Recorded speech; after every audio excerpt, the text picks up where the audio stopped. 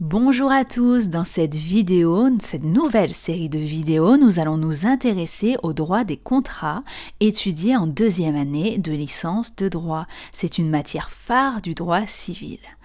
Attention à ne pas confondre cette matière de droit des contrats avec le droit des contrats spéciaux, surtout si vous souhaitez compléter votre cours avec des ouvrages, le droit des contrats spéciaux étant une matière de master.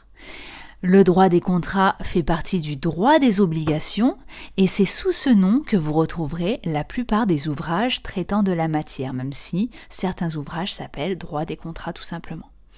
Le droit des obligations, vous l'étudierez plus en détail en troisième année de licence lors de votre cours du régime général des obligations. C'est un gros morceau, mais qui n'est pas insurmontable pour autant, il faut juste faire en sorte de bien maîtriser les bases. Comme souvent en droit en fait. Pour rappel, les obligations ne trouvent pas leur source uniquement dans les contrats. Pour autant, les contrats sont choses extrêmement courantes dans la vie de tous les jours, ça vous le savez, c'est donc normal qu'ils fassent l'objet de leur propre cours. Le titre 3 du Code civil s'intitule « Des sources d'obligations ». Il cite comme tel, donc comme source d'obligation, en premier le contrat, puis en second la responsabilité extra-contractuelle, connue avant la réforme de 2016 comme la responsabilité délictuelle. Vous retrouverez le terme de responsabilité délictuelle dans pas mal d'ouvrages, de textes datant d'avant la réforme bien sûr, mais encore aujourd'hui ce terme est employé. La troisième source, c'est d'autres sources d'obligations en ces termes.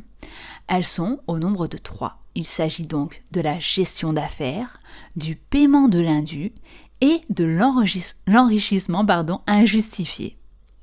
D'ailleurs, l'article 1100 du Code civil, le premier article de ce titre 3 des sources d'obligations, dispose que les obligations naissent d'actes juridiques, de faits juridiques ou de l'autorité seule de la loi.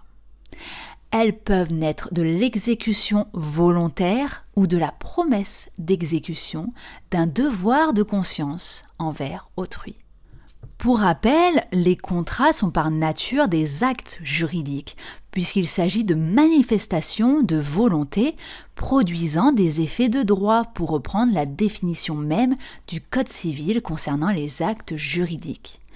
La responsabilité extra-contractuelle ou délictuelle, pour reprendre l'ancien nom toujours très souvent utilisé, donc une responsabilité existante en dehors de tout contrat, naît alors de faits juridiques, car à nouveau, d'après ce même Code civil, les faits juridiques sont des agissements ou des événements auxquels la loi attache des effets de droit, et ce, sans que ces effets naissent de la volonté des parties concernés.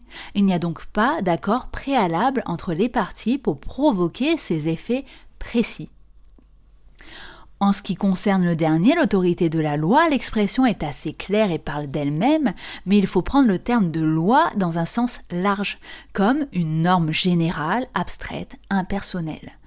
On retrouvera donc dans cette catégorie bien sûr les lois ordinaires, mais également les règlements ou encore la jurisprudence. Concrètement, qu'est-ce qu'une obligation ? Un point important en ce qui concerne la matière du droit des contrats. Bien sûr, comme pour de nombreux sujets des études juridiques, la définition juridique justement du terme d'obligation diffère de la définition du langage courant. En effet, on utilise le terme d'obligation dans la vie de tous les jours pour parler de beaucoup de choses, que ce soit des règles issues de la morale, de la vie en société ou même du droit lui-même. Dans le sens juridique, l'obligation, c'est un lien de droit par lequel une ou même des personnes ou sont, tenues envers une ou des autres personnes de faire ou également de ne pas faire quelque chose de déterminé. Il s'agit donc d'un lien de droit entre un créancier et un débiteur déterminé. Point de vocabulaire, on rappellera que le débiteur, c'est celui qui doit fournir une prestation. Le créancier dispose quant à lui d'une créance envers le débiteur. D'ailleurs, l'article 1163 du Code civil nous dit que l'obligation a pour objet une prestation présente ou future. La réforme de 2016 a modifié cet article en ce sens. Il s'agit donc là d'un droit personnel, puisque l'obligation a pour objet une prestation et non d'un droit réel qui lui porte directement sur une chose. C'est là la différence. La distinction peut parfois être délicate en situation concrète, mais vous y arriverez progressivement avec un peu d'entraînement. Par exemple, le propriétaire dispose d'un droit réel sur son immeuble, donc son appartement par exemple, alors que le locataire de l'appartement disposera d'un droit personnel. Il tient ses droits sur l'immeuble du propriétaire uniquement et non de son utilisation du bien. Voilà la petite subtilité. L'obligation a également un caractère contraignant, c'est-à-dire qu'il existe des sanctions en cas d'inexécution. Vous trouverez également les termes d'obligation civile, obligation morale et obligation naturelle. Alors, l'obligation civile, c'est celle que l'on vient de présenter. L'obligation morale, quant à elle, est dépourvue d'effets juridiques. Et l'obligation naturelle, elle est à mi-chemin entre les deux.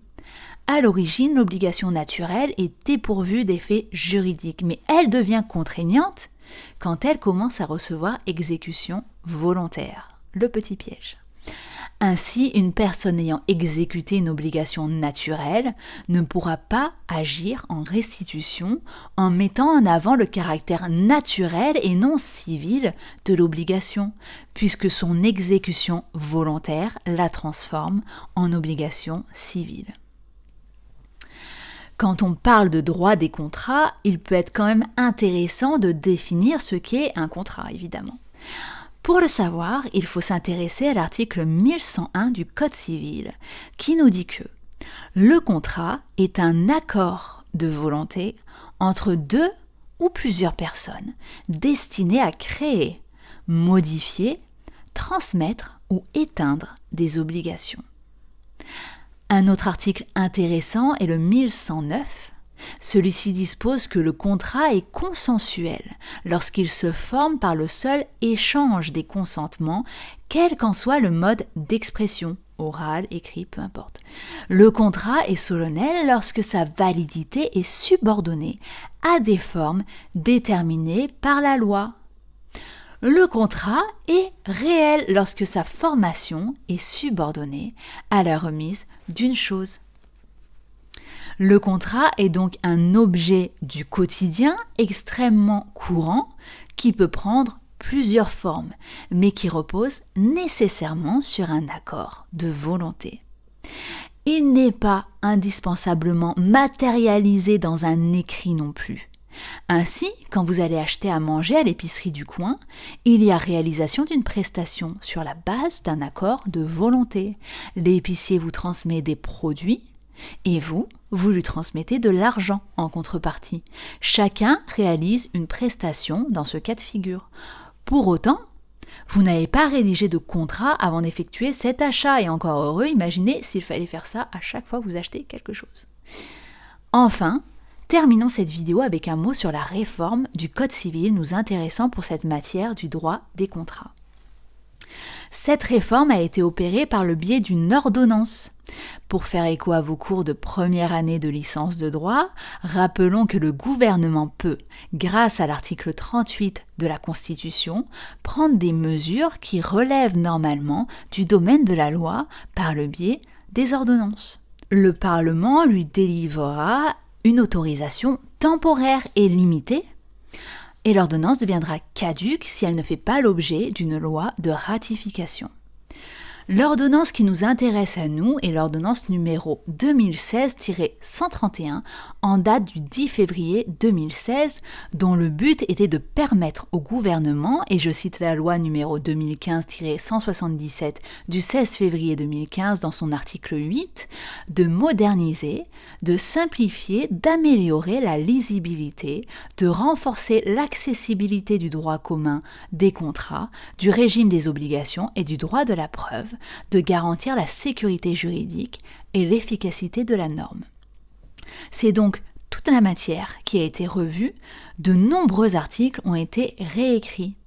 Mais la réforme ne s'arrête pas là, puisqu'une loi de ratification était nécessaire et c'est la loi numéro 2018-287 du 20 avril 2018 qui a effectué la ratification.